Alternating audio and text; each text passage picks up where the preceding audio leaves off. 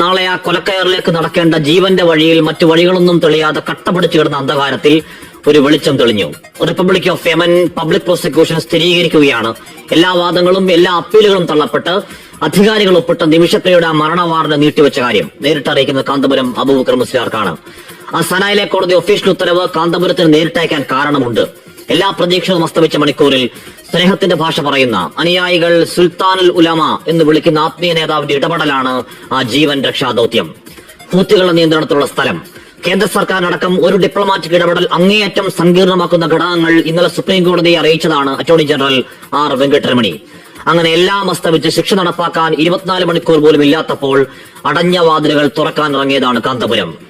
ആ രാജ്യത്തെ സൗഹൃദങ്ങൾ, സ്വാധീനങ്ങൾ, യമന്റെ ഗ്ലോബൽ മുഖം ഷെയ്ഖ് ഹബീബ് ഉമറുമായി പതിറ്റാണ്ടുകളുടെ വ്യക്തിബന്ധം ഒക്കെയൊക്കെ കാന്തപുരത്തിന്റെ കരുത്തായി. ആ വ്യക്തിപ്രഭാവത്തിന്, മാനവ സ്നേഹത്തിന്റെ വക്താവിന് ആദരവുകൾ, ദീർഘായുസ്സിന് പ്രാർത്ഥനകൾ. അവരെ കുറ്റം പറയാൻ കഴിയില്ല. അക്കാര്യത്തിൽ തലാലിന്റെ കൊലപാതകത്തിൽ അങ്ങേയറ്റം വൈകാരികമാവുന്ന അമ്മ, സഹോദരൻ, അവരുടെ കുടുംബങ്ങൾ, ഗോത്രങ്ങൾ, രക്ഷാവഴിയിലേക്ക് ഇനിയും പ്രധാന ചർച്ചകളൊക്കെ ബാക്കിയാണ്.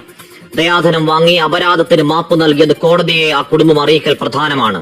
ആ ബ്ലഡ് മണി അതെത്രയാണെങ്കിലും നമ്മുടെ ഒരു കൂടപ്പിറപ്പിന്റെ ജീവൻ കാക്കാൻ ഈ നാട് സമാഹരിക്കുമെന്നത് കേരളത്തിന്റെ വാക്കാണ്.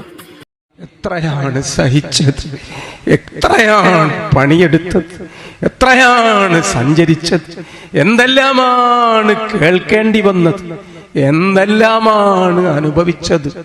എന്നിട്ട് ഇളിച്ചു കാട്ടിയിട്ടില്ലല്ലോ, കൊഞ്ഞനം കുത്തിയിട്ടില്ലല്ലോ, ഇട്ടെറിഞ്ഞു ഓടിക്കളഞ്ഞിട്ടില്ലല്ലോ, ആ വേദനയൊന്നും നമ്മളോട് ആരോടും പങ്കുവെച്ചിട്ടില്ലല്ലോ.